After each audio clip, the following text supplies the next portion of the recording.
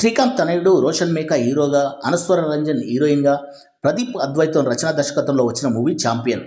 Movie trailer ఆకట్టుకోవడంతో పాటు Mickey జే mayor సంగీతంలో వచ్చిన పాటలు బాగుండడం, తెలంగాణ బ్యాక్డ్రాప్, రజాకార్ల ఉద్యమం నాటి కథ, బైరాన్పల్లి బ్యాక్డ్రాప్తో పాటు గిరగిర అనే పాట బాగా వైరల్ అవ్వడంతో ఈ మూవీపై అంచనాలు పెరిగిపోయాయి.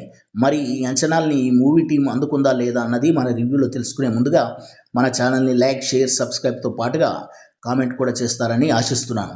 కథ విషయానికి వస్తే అందరికీ తెలిసిన కథే, పీరియాడిక్ మూవీ కాబట్టి.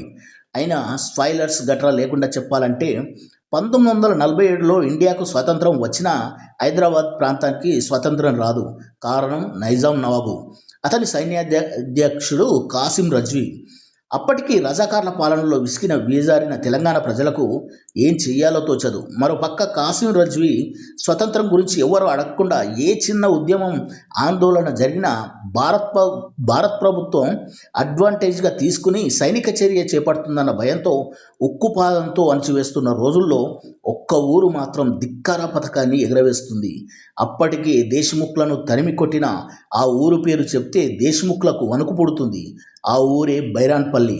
ఆ ఊరిలో అందరూ యోధులే, అన్ని కులాల వారు ప్రాణాలు అర్పించడానికి సిద్ధంగా ఉన్నవాళ్ళే. అలాంటి ఊరికి సికింద్రాబాద్లో ఫుట్బాల్ మ్యాచ్లాడే లండన్ వెళ్ళాలనుకునే ఒక కుర్రాడు, కౌంటీ మ్యాచ్లు ఆడాలని కలలుగానే ఒక కుర్రాడు మైకేల్ ఎందుకు రావాల్సి వచ్చింది? బ్రిటిష్ వారి పట్ల సాఫ్ట్ కార్నర్ ఉండే మైకేల్ ఆ ఊరితో అనుబంధం ఎలా ఏర్పడుతుంది? బైరాన్పల్లి సాయుధ పోరాటంలో అతను ఎందుకు భాగమయ్యాడు అనేది తెలియాలంటే మాత్రం రీసెంట్గా థియేటర్లోకి వచ్చిన ఛాంపియన్ మూవీ చూడాల్సిందే. మూవీ చూశాక నాకైతే నచ్చింది. తెలంగాణలోని వీరత్వాన్ని ఎస్టాబ్లిష్ చేస్తూనే ఇక్కడి కల్చర్ని బాగా పోర్ట్రే చేశారు.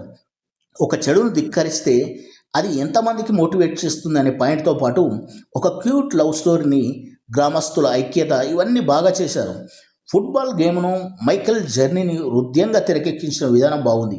ముఖ్యంగా రజాకార్లకు, గ్రామస్తులకు జరిగే ఫైట్ సీక్వెన్స్ హాలీవుడ్ స్టాండర్డ్స్లో ఉన్నాయి. క్లైమాక్స్ అయితే ఒక ఊరు ఒక దేశంపై దండయాత్రగా చేసినట్లుగా అనిపిస్తుంది. నెగిటివ్స్ విషయానికి వస్తే ప్రిడిక్టబుల్ స్టోరీ కావడం, కొంచెం డ్యూరేషన్ ఎక్కువ అవడంతో అక్కడక్కడ ల్యాగ్ ఫీల్ వస్తుంది. రోషన్, అనస్వర మధ్య వచ్చే లవ్ బాండింగ్ అంతగా ఎమోషనల్గా కనెక్ట్ లేకుండా సాగడం. Acting wise Roshan Meka outstanding performance delivery చేశాడు. డైలాగ్స్లో కానీ, లుక్స్ వైజ్ కానీ, ఎమోషనల్ సైడ్, ఫైట్స్లో కానీ he did fantastic job. Heroine Anaswara Rajan Tallapudi చంద్రకళగా ఇమిడిపోయింది. ఇంకా చాలామంది ఉన్నారు, అందరూ బాగా చేశారు.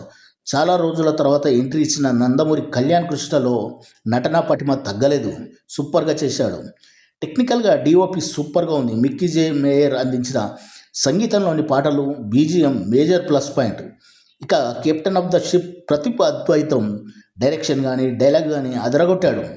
ఓవరాల్గా మూవీ అయితే ఆకట్టుకుంటుంది. నా పరంగా ఈ మూవీకి నేను ఇచ్చే రేటింగ్ 2.82 out of 5. ఇది కేవలం నా వ్యక్తిగత అభిప్రాయం మాత్రమే. మరొక రివ్యూతో మళ్ళీ కలుద్దాం. జై